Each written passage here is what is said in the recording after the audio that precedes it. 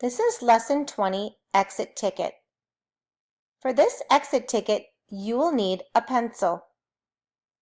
It's going to be your job to look at the whole number and in the gray area, and then over here in the white area, you're going to be looking for the two numbers that make the number here in the gray.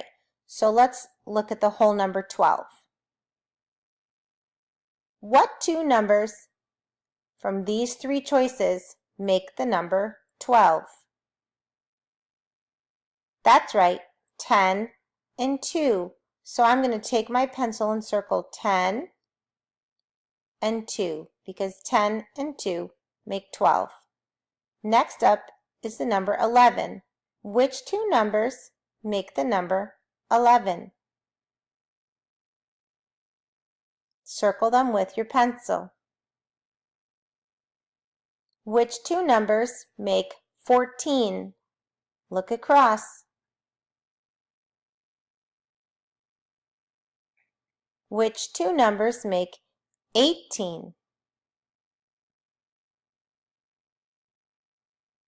Which two numbers make 10? And finally, which two numbers make 20? Be very, very careful.